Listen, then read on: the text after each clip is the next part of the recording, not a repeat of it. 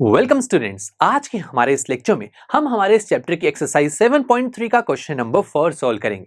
तो इस क्वेश्चन में हमसे कहा गया है BE and CF are two equal altitudes of triangle ABC. तो यहां पर बात की जा रही है एक ट्राइंगल एबीसी की, जहां पर बीई और सीएफ दो इक्वल ऑल्टीट्यूड्स हैं। यानी कि दोस्तों ये जो बीई ऑल्टीट्यूड एसी पर बन रहा है, ये बीई एसी पर 90 डिग्री का एंगल क्रिएट करेगी। इट मींस जो एंगल बीईसी है वो 90 डिग्री के इक्वल होगा। और इसी तरीके से जो सीएफ है वो एबी पर ऑल्टीट्यूड है, यानी कि जो एंगल बीएफसी है ये भी 90 डिग्री के इक्वल होगा। यूजिंग आरएचएस कॉन्ग्रुएंस रूल, यानी कि right angle hypotenuse side congruence rule, prove that triangle ABC is an isosceles triangle.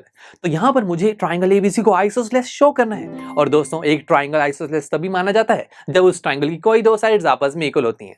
तो लेट्स से मैं यहां पर इस एबीसी ट्राइंगल की एबी और एसी साइड को इक्वल शो कर दूंगा, तो कह सकता हूं कि एबीसी एक आइसोसेलेस ट्राइंगल है। अब एबी को एसी के इक्वल कैसे शो किया जाए? तो अगर मैं ट्राइंगल एबीसी को देखूं, अगर मैं यहां पर एंगल बी और एंगल सी को इक्वल कर दूं ना इस ट्राइंगल में, तो ए बी और ए सी ऑटोमेटिकली इक्वल हो जाएंगे। अब आप सोचेंगे कि यार मुझे कैसे पता लगा कि एंगल बी और एंगल सी को इक्वल करते ही ए बी और ए सी भी इक्वल हो जाएंगे? ऐसा इसलिए दोस्तों बिकॉज हमें पढ़ के आए ना कि किसी भी एक ट्राइंगल में अगर दो एंगल्स इक्वल होते हैं तो उनकी एंगल्स की अपोजिट साइड्स भी आपस में इक्वल होती हैं। तो दोस्तों अगर मैं एंगल बी और एंगल सी को किसी तरीके से इक्वल दिखा पाया तो एंगल बी की अपोजिट साइड क्या है? ए सी, और एंगल सी की अपोजिट साइड है ए बी, दोनों आपस में इक्वल हो जाएंगे। अब एंगल बी और एंगल सी को इक्वल कैसे शो किया जाए? तो यहां पर अगर देखा जाए ये जो एंगल बी और एंगल सी है दो ट्राइंगल्स के पार्ट हैं। अगर एंगल बी को देखा जाए वो बीएफसी ट्राइंगल का पार्ट है, और एंगल सी को देखा जाए वो ट्राइंगल बीईसी का पार्ट है। और अगर इन दोनों ट्राइंगल्स को किसी तरीके से कॉन्ग्रुएंट कर दिया जाए तो हमारा काम हो जाएगा, बिकॉज जब दो ट्राइंगल्स कॉन्ग्रुएंट होते हैं तो उनके कॉरस्पॉन्डिंग एंगल्स आपस में इक्वल होते हैं, और उस एंगल में एंगल बी और एंगल सी भी तो होगा। तो आइए शुरू करते हैं। So in triangle BFC and triangle BEC क्या क्या इंफॉर्मेशन है दोनों ट्राइंगल्स में हमारे पास? सबसे पहले तो दोस्तों ये पता है कि जो एफसी है वो बीई के इक्वल है, ये तो गिवन है। उसके बाद दोनों ट्राइंगल्स में एक ही एंगल 90 डिग्री का है, that is angle BFC and angle BEC both are 90 degree. And students जो बीसी साइड है दोनों ट्राइंगल्स में कॉमन है ना, तो BC is equal to BC common side. अब हमें दोनों ट्राइंगल से रिलेटेड 3 इंफॉर्मेशन मिल चुकी है, और इसमें सबसे पहले एंगल की इंफॉर्मेशन ये है कि दोनों ट्राइंगल्स में एक एक एंगल आपस में इक्वल है, और वो एंगल 90 डिग्री का है। और हम जानते हैं जब भी किसी एक ट्राइंगल में एक एंगल 90 डिग्री का होता है तो वो एक राइट एंगल ट्राइंगल होता है। तो यानी कि जिन दो ट्राइंगल्स को मैं यहाँ पर कॉन्ग्रुएंट करना चाहता हूं वो दोनों राइट एंगल ट्राइंगल्स हैं। सही है। अब साइड से रिलेटेड हमें इंफॉर्मेशन मिली थी कि जो एफसी है वो ईबी के इक्वल है। दोस्तों एफसी ईबी के इक्वल है, तो मैं कह सकता हूं कि दोनों राइट एंगल ट्राइंगल्स की एक साइड आपस में इक्वल है। उसके बाद दोनों ट्राइंगल्स में बीसी एक कॉमन साइड है जो इक्वल है।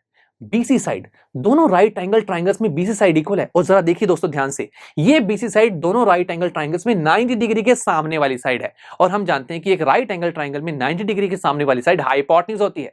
तो इन शॉर्ट इन तीनों इंफॉर्मेशन से मुझे क्या पता लगा कि दो राइट एंगल ट्राइंगल्स में हाइपोटेन्यूज और एक साइड आपस में इक्वल है। और हमें जानते हैं ना दोस्तों, जब दो राइट एंगल ट्राइंगल्स में एक हाइपोटेन्यूज और कोई एक साइड इक्वल हो जाए तो वो दोनों ट्राइंगल्स कॉन्ग्रुएंट होते हैं बाय आरएचएस कॉन्ग्रुएंस रूल। और इसी रूल को तो हमने यूज करना था ना, देखिए हमारे क्वेश्चन में बोला भी गया है। तो अब यहां पर दो ट्राइंगल्स कॉन्ग्रुएंट तो हो चुके हैं, अब आइए इनकी नेमिंग भी कर लेते हैं। फर्स्ट ट्राइंगल का नाम तो हम कुछ भी रख सकते हैं, तो लेट्स से मैंने रखा है triangle FBC is congruent to. दोस्तों सेकंड ट्राइंगल का नाम हमें ध्यान से रखना होगा, इसके लिए हम हमारी गिवन इंफॉर्मेशन की हेल्प लेंगे, और उसमें भी मैं सबसे पहले एंगल की हेल्प लूंगा, बिकॉज एंगल से नेमिंग बहुत ईजी होती है।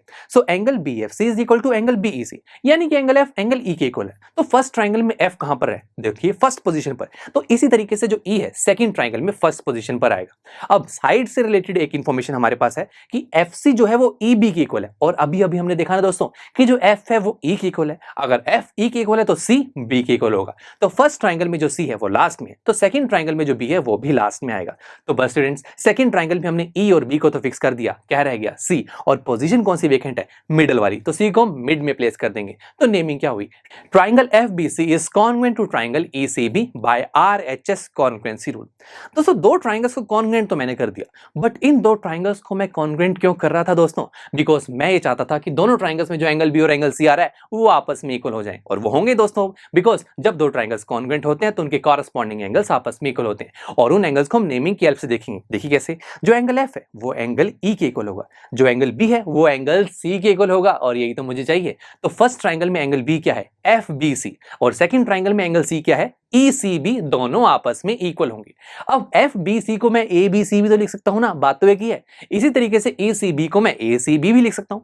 So angle A B C is equal to angle A C B. और दोस्तों ये जो दोनों एंगल्स आ रहे हैं हमारे पास, ये बड़े ट्राइंगल्स के भी तो पार्ट है। तो मैं कह सकता हूं कि ट्राइंगल ए बी सी में एंगल बी और एंगल सी आपस में इक्वल हैं। और हम जानते हैं कि जब एक ट्राइंगल में दो एंगल्स आपस में इक्वल होते हैं तो उसकी अपोजिट साइड भी इक्वल होती है। सो एंगल ए बी सी की अपोजिट साइड है ए सी और एंगल ए सी बी की अपोजिट साइड है ए बी, दोनों आपस में इक्वल होंगे। और यही तो मुझे शो करना था, A B is equal to A C.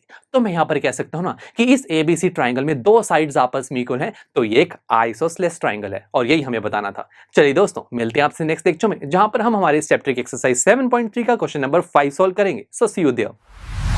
I am sure students, आपको ये लेक्चर काफी पसंद आया होगा और ऐसे ही मजेदार तरीके से अपने हर एक कॉन्सेप्ट क्लियर करने के लिए डाउनलोड कीजिए पीयू स्टैक ऐप को, जहां पर आपके पास और भी बहुत सारे ऑप्शंस होंगे, जैसे कि back exercise solutions, tip videos, sample papers and much more. So what are you waiting for? Download the app now.